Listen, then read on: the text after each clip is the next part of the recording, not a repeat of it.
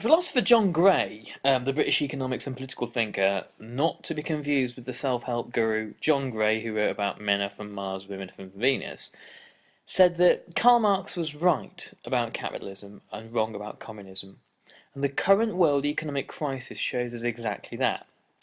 In fact, a little application of Marx's critique of capitalism might potentially save you, me, and everyone else from the financial nightmare which I believe approaches. I feel, after that radical introduction, that I may have to clarify a few points here. Firstly, I'm not a Marxist, nor am I advocating creating a workers' and peasants' Soviet state. I think it's about time we respected history's verdict on that one and moved on.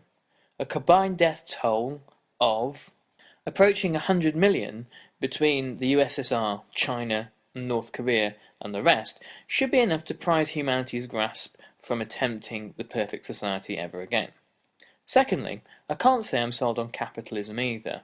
It certainly provides a very comfortable existence for me right now, but to say that it's an equitable or efficient distributor of resources is to ignore the existence of vast swathes of poverty and hunger. It appears to be our least worst option at the moment, however, but we all need to be a lot more circumspect about it than we have been since the end of communism in the early 1990s. The meltdown of the capitalist system in 2008 was blamed by the banks on a loss of faith in the system, and I could not disagree more. The problem was not too little faith, rather it was far too much. The constant mantra of globalizers and neoliberal thinkers and economists in the 1990s and 2000s was one of absolute, almost religious faith in the workings of the supposed free market and the elevation of its key players to the level of gods. The title that they gave themselves, Masters of the Universe, at the Davos Summit every year says it all. So instead of seeing free market capitalism as some manner of divine entity working a kind of economic magic across the globe, which has turned out to be very black magic in some countries, we need to see it more as a kind of used car salesman, certainly not without its uses, but seldom working exclusively in our interests. Abandoning this blind faith can be quite a scary proposition. It's easier and safer for us to believe that global capital has been constructed in our interests and works to help us, and our choices are either to rebel against it, not very likely to succeed and highly likely to be replaced with some or other form of extremist solution, or to prepare an individual safeguard against its more fickle outcomes. David Harvey, the Marxist anthropologist, demonstrated beautifully how capitalism never manages to fully resolve economic crises and simply postpones them instead.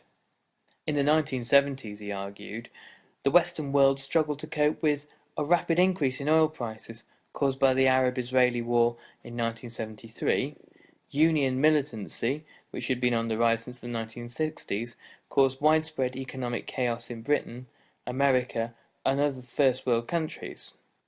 And this was largely inevitable, as inflation rose, pay claims would race up to try to meet the new price rises, thus plunging Western countries into a vicious cycle of ever greater inflationary pressure. The panacea, at the end of that decade of total disaster, was Reaganomics and Thatcherism, and an economic consensus was formed that lasted until 2008, and one which has been remarkably successful in surviving the recession years. Throughout the 1980s, we saw this economic drift towards the right and towards more individualist solutions.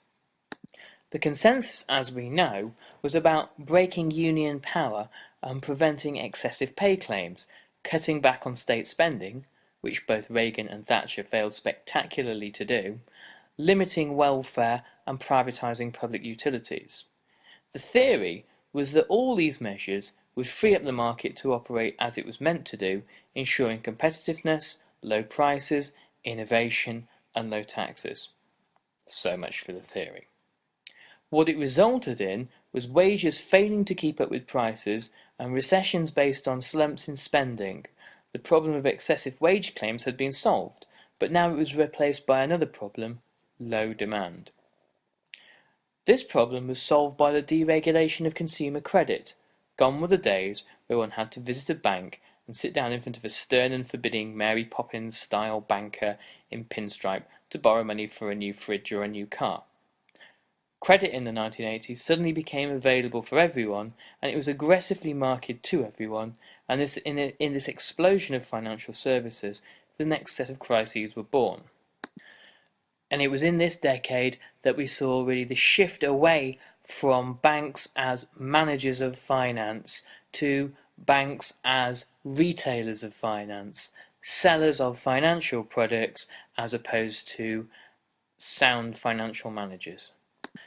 And the result was the crash of 1987. Now, this first crash in 1987 was but a warning. It was the second, 2 decades later, that we are now living through. And whilst it has many causes in addition to consumer credit debt, this was a major factor in destabilising the economy. So what next? Well, quantitative easing, which should really be called qualitative easing, as the overall quality of the economy is eased or diluted, is busy creating our next crisis. And for those who are unfamiliar with the term, quantitative easing is simply the Bank of England creating new money, printing new money and creating new electronic money. And the reason why they call it quantitative easing, as opposed to anything else, particularly as opposed to printing new money, is because every time a government has tried printing new money, it's ended in disaster. And of course the Bank of England don't want to worry people. So in 2008, knowing that in Britain, in America and elsewhere, that we could not use our properties anymore as a means of leveraging cash, and that our Visa cards were maxed out, the Federal Reserve in the USA and the Bank of England had to do something fast.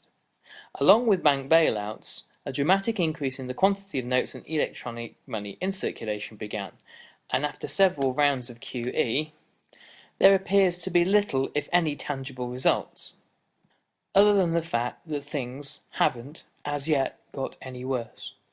What would Marx say about all this? Well, he'd probably suggest that all the extra money is going to do something very bad in the near future, and I would be inclined to agree.